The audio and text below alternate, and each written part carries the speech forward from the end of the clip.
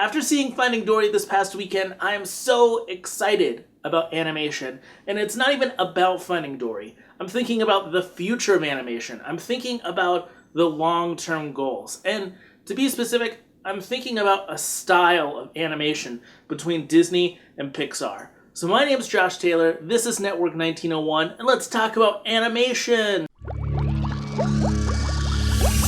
Bringing you everything under the Disney umbrella. Network 1901.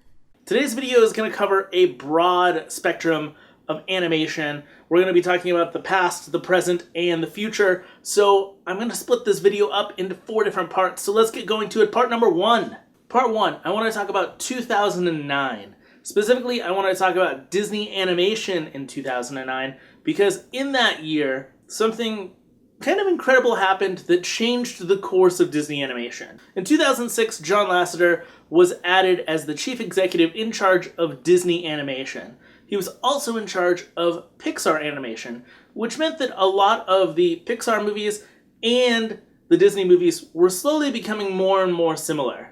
For example, I have a wife, her name's Angie. She's a lovely co-host on Modern Mouse Radio, but sometimes she thinks that Brave is a Disney movie, Zootopia is a Pixar movie. Right, Angie? Yeah. If you think about it, in 1995, Toy Story blew our minds, but now CG animation is run-of-the-mill. We see it not only from Disney and Pixar, but DreamWorks and other animation studios. 2009, Princess and the Frog came out, and it was directed by John Musker and Ron Clements, the same guys that did Little Mermaid. When they came aboard, they wanted to do a Broadway-style animated musical, similar to The Little Mermaid, Beauty and the Beast, Aladdin, all of the great films from the Renaissance era. They made a deal with Disney. If they came on board to do Princess and the Frog, they wanted it to be a classic hand-drawn animated film, most likely every other year. Princess and the Frog didn't do so hot at the box office, and because of that, we've not seen a hand-drawn animated film ever since.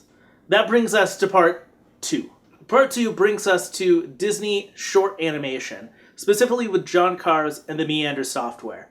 The Meander software had been developed years earlier, and it was designed as a product to fill in between spaces. So when you look at a frame of artwork that goes into a CG animated film, you would see several different frames, and this Meander software was to fill the frames in between every frame. The software didn't work and was scrapped, but John Cars came into Disney Productions and looked at the software as something that he could use. He put the software to work on a short called Paperman. You may remember it as it opened up right before Wreck-It Ralph back in 2012. The Paperman short was a hybrid of CG animation and hand-drawn 2D animation. The way that it works is that you animate the film in CG and then take those frames and hand-draw over the CG, creating a hand-drawn effect but having 3D images and movements. The Paperman short was only in black and white and could only be used so much. And improvements have been made on that, and in 2014, they used color and blocking to animate a small Boston Terrier to do all kinds of fun eating in the short feast. People were not shown, and that's because the animation and the hybrid of the CG 2D hasn't necessarily been completely filled out with people or with all of the other specs that are possible with the Meander software. However, if shorts have shown us anything in the past, it's that they are also the future, which gets me really excited about the future Disney animation and how it's moving away from the Pixar look. Which brings us then to part 3, which involves Pixar. Part 3 also brings us to short films and brings us to present day. Now, when I said it at the beginning of the film that I was really excited about animation, it's not because of Finding Dory. It's actually because of the short that came before Finding Dory, Piper. Piper is about a sandpiper bird who is learning how to feed himself as he grows up along the beach shores. The interesting thing about Piper is that it looks much more hyper-realistic, and as Pixar has grown over the 20 years that they've been doing feature-length films, they've found themselves having to figure out different solutions to different problems and upgrading their software as they go.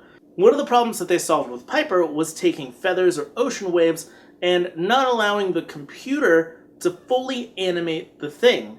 For example, if you look at the Piper short, you see that each individual feather does different things, and that's because the software was then transported and redesigned so that the animator could specifically move those things and that the computer wouldn't hijack the animation. The idea that in Pixar now, with the upgraded software, the animator has more control and they have more opportunities to create realistic environments and go into that more hyper-realistic style that Piper has. Now, is this something that Pixar is going to do in the future? Become completely hyper-realistic? Probably not, but they do have those capabilities and might be able to put it to use in backgrounds, or whether it be special effects or even characters.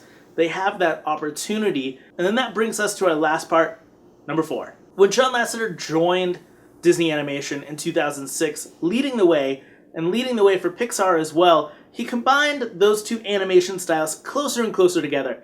But now we're seeing that breaking point. We're seeing Disney making its own path again, and we're seeing Pixar transitioning into a different era as well. Because of that, I'm excited for the future of animation.